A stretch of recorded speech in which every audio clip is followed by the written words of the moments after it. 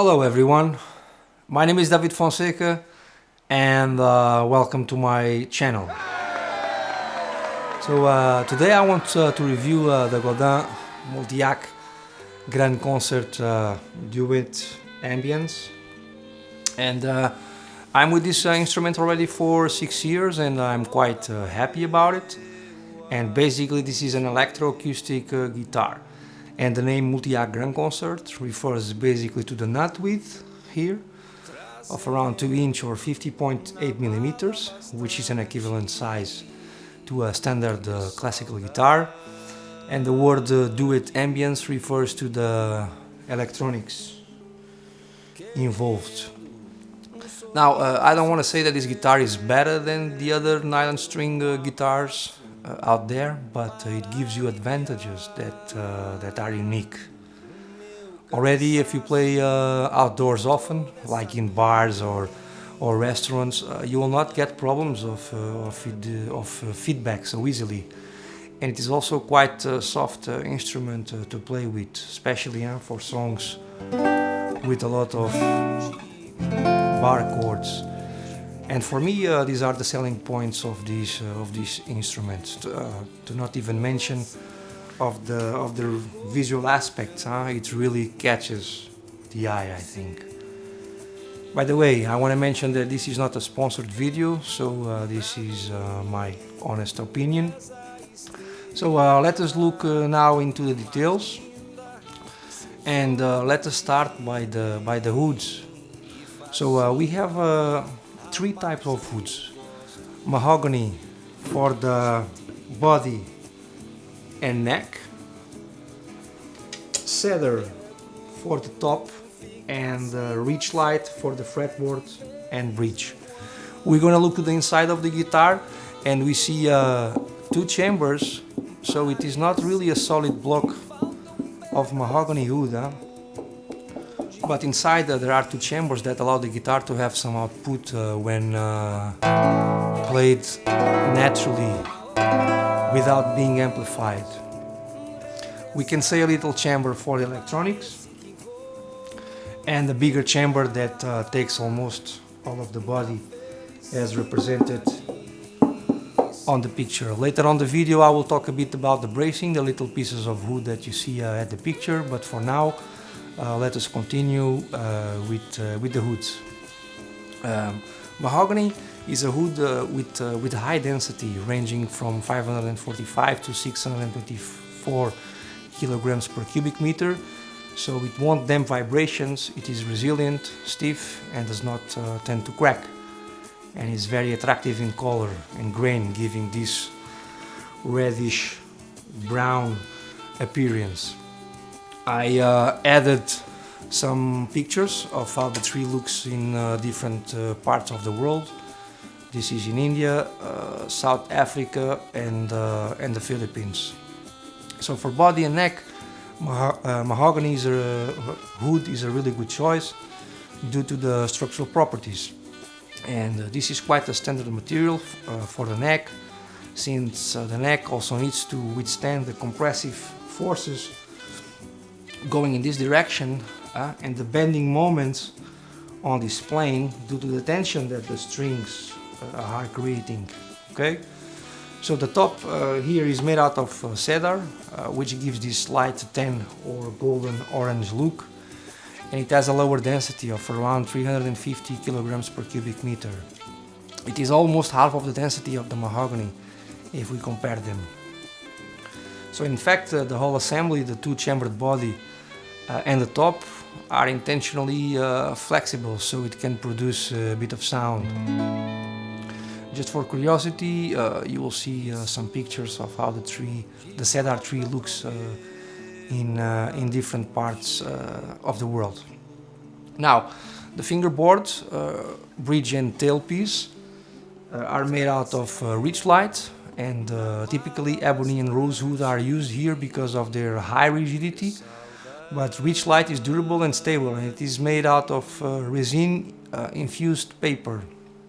You will see now a small video where you can see basically of what this process resin infused paper looks like. And I think this is very interesting, gives us at least a clue of where these nice fingerboards that look very fancy come from. So the rich light material has also the advantage of not having a difficult certification process as the ebony or rosewood, and also is more stable because it is not so proponent to natural effects as working with real wood or warps or twists. Personally, I feel that this fretboard is a bit too hard when I compare to other guitars I have. True that the fretboard must be hard enough to resist the fingernails and the strings rubbed against their surface, and strong enough also to secure the tangs of fret wire into the fret slots. But the hardness of the surface is a bit hard for me in this guitar. Anyway, this is just my taste, but I can understand that from a manufacturer point of view, the rich light holds the dimensions and it is not so impacted by moisture or humidity. So in this way, this type of fretboards are fitted for any geographic location, as it will not impact a lot the health of the guitar on the long run. And this is important because from a commercial point of view, Godin can sell these guitars to everywhere in the world without, let's say, worrying too much about the specific climate conditions of a certain country. Okay?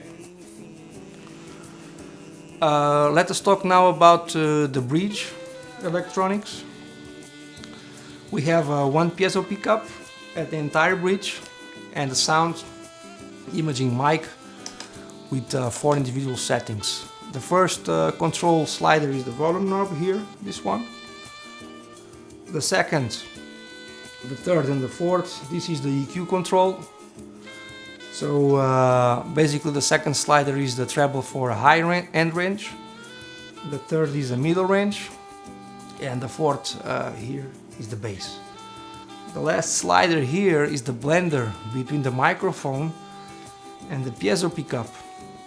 And the best about this is that we can blend the sound of these two sources, or we can work individually either with only the image mic or the piezo pickup.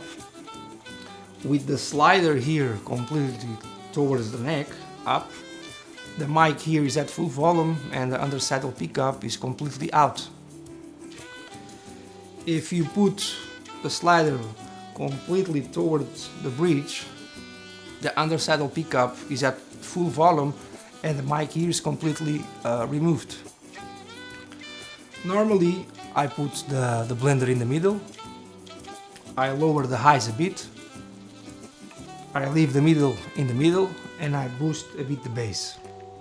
This way it gives a more classical sound. Personally, I think if you put the EQ flat, meaning all the knobs here in the middle, I find the sound a bit thin. I mean, try it for yourself and see what you like, and this is all a question of taste. If we look here, the switcher, this is a built-in microphone, modular, and corresponds to position 1. It's a Danish Pro Audio small diaphragm condenser mic.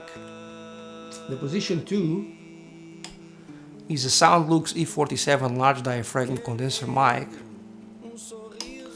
The position 3 is a Schups CMC 64G small diaphragm condenser mic. And the position 4 is the same as position 3, but with the microphone position at a distance of 16 inch or half a meter. Okay. Let us also not forget about the phase switch here, and this is useful if you are high in volume. You might run into feedback problems, so by pressing it you reverse the polarity of the signal and the feedback noise is attenuated. Maybe the best is to try it for yourself when you plug the guitar live and try to switch to see the difference. Let us now talk about other interesting details. I have to come back to the image in the beginning to discuss about the bracing, and this is perhaps the most underrated part on the guitar from a user perspective point of view, because we do not see it when we play the guitar, but it's there all the time working. If you have a guitar without the bracing, sooner or later the instrument will collapse due to the compressive forces that we were discussing, that the strings basically are creating here, and we will also have a lot of vibration on the top and on the back of the guitar, so the sound will be at least miserable. So in fact, all the guitar, either nylon or steel strings, must have a bracing, and specifically this Godin guitar follows a standard bracing pattern of a classical guitar, and this is called fan bracing, and was introduced by the Spanish luthier Torres, which is considered the most important Spanish guitar maker of the 19th century. So I discussed about the material of the neck, but actually inside we have a steel truss rod, and this gives the possibility to stiffen or relieve the neck, allowing some adjustment of the neck deformation. And basically this consists of two circular rods with threaded ends mounted into end blocks as shown in the picture. When you buy the guitar new, there is a torque wrench supplied with it, and you can access this via this point here. So tightening the truss rod clockwise causes the neck to become increasingly convex, so less relief. Tightening the truss rod counterclockwise causes the neck to become concave, so more relief. Okay. This truss rod somehow is related with the feeling that sometimes we might feel that the guitar is too soft, meaning a low action, but in fact I do recommend to contact a luthier to manage this aspect, to not run into having an unbalanced instrument. This is just not to run the risk of experimenting with things that can damage the guitar permanently. If you start exaggerating too much with the torque wrench, hoping to solve or relieve things, you might ruin the guitar forever. So attention with this. So now let us look into the back of the guitar, and you will see here this tiny door, and you can replace the battery that feeds the electronics. And personally I find that the battery of 9 volts goes away very fast, so I recommend to have always extra battery with you, and maybe this is one of the few down points of the guitar. Now something that I think it makes also a big difference with this instrument is that you choose to play with high tension strings. And if you look on the Godin website, they recommend the same. On the past I used the normal tension, and it makes the guitar action too low for my taste. It almost looks like butter. It is nice to have a soft instrument, but not too soft, so keep that in mind. Try to install always hard tension strings. One structural feature that sets apart this guitar is also the methods of attaching the neck to the body. As you can see, this is a bolted connection, like you see in a lot of electrical guitars. And the advantage of this is easy access to maintenance, and it allows you to manufacture different parts of the guitar in, let us say, different timing. We might also discuss the negative impact on the sustain of the guitar, meaning that some people might say that for the fact that you have here the discontinuity, that the vibration doesn't flow evenly through the body and neck. They might say that the sustain will not be consistent, but personally it gives me the feeling that we have a long sustain when compared to a traditional classical guitar. And most probably this is associated with the fact that the sound of this guitar is mainly depending on the pickups and the electronics, so this is not a real argument. So I think we have a long sustain here. Now let us now talk about the bridge and tailpiece. The bridge is considered a low fixed bridge, and it is glued to the top with carpenter's wood glue. And I don't know if you can see it, but the rounded shape that I hope you see works well because it reduces wear on the string. A flat or angular shape at the string crossing creates problems. A slight notch at the crossing point can provide a seating obstacle to the string from moving laterally on the bridge as it vibrates. If you notice, there is also a slight offset at the G string, and this is to accommodate the effect of intonation out of the scope of this video. But basically, this is to correct the intonation of the guitar when you play in higher positions at the fretboards. And this was an improvement because on the past the older models, the individual saddle pickups were set in a straight line and no offset was present, so the player had a feeling that sometimes the guitar was a bit out of tune when you are looking for this kind of sounds here. The first picture shows this issue where you can see the individual pickup in a straight line, and the following pictures show a repair that was done to change it. You can see in the last picture that there is an offset at the strings, especially on the G string. Related with the bridge and another aspect is the string break angle.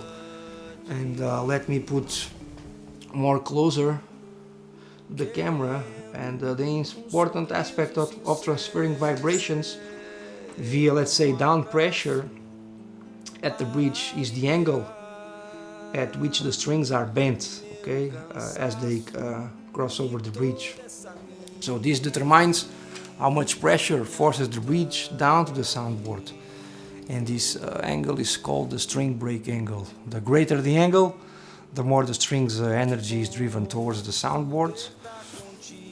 And let me show you another guitar here that I have, where I hope that you can see the difference. And this is not the best example, but okay, I will talk maybe about this in another video. But on this guitar the angle is almost like this. Specifically, this Godin guitar has a string break angle of around, let's say, 15 degrees, which is quite standard, so I have nothing to add here. Let us now talk about fingerboard radius. And the fingerboard radius is the curvature of the fingerboard across the neck, from the lowest string to the highest string. And just like the radius of a circle, it can be described by a number. To see what a different size fingerboard radius look like, take the same fingerboard and place it inside a circle with a different radius. And for instance, the neck on the left uses a 7.25 inch radius, while the neck on the right uses a 16 inch radius. Since the circle is larger, the resulting arc across the fingerboard is more flat. The higher the number, the flatter the fingerboard. A rounder fingerboard radius tends to fit the natural relaxed curve of your fingers, which is great for playing in lower neck position chords and bar chords everywhere on the neck. A flatter radius gives a more consistent and even playing surface, which is great for string bending and moving, let's say, quickly and efficiently across the fingerboard vertically, especially in higher positions. For the grand concert Duet Ambiance, the fingerboard radius is 24 inch or 609.6 millimeters, which is equivalent to a standard classical guitar. Now, the scale length here is 25.66 inch, It's slightly longer than the normal 650 millimeters. The nut width here is 2 inch or 50.8 millimeters, so which is standard size to an equivalent classical guitar, and it is delivered by the company Graftex. The article code is the Tusk BK 620300. The tuner strip machine heads are, as it can be seen in the picture, and this is a Godin article with a machine head ratio of 16:1, and you can also order them online on the Godin website. Let us add the final checkpoints. The guitar weighs around 6 kilos or 13.3 pounds. It is furnished with a gig bag, and we also have grip locks to put the straps on. And generally speaking, I think this is a fantastic and beautiful instrument. And for me, the only point missing is the fact that is missing here a 13-pin lock to be able to make it a MIDI guitar in case you are interested in using it with a synthesizer like the Roland GR55. In my case, I'm not so focused in working with MIDI instruments, but if you are planning to compose and emulate different sounds, maybe the best is to look to other Godin models where a 13-pin lock is provided. So that is it. Thanks for watching the video till this point. So I totally recommend the guitar. Go to different shops to try them out. Take someone with you with more experience, and let yourself be seduced by this incredible guitar world. By the way, guys, if you enjoyed the video so far, please consider supporting the channel by subscribing, liking the video, and activate the bell icon below, or even feel free to drop a comment. I will be glad to answer all the questions, and see you next time.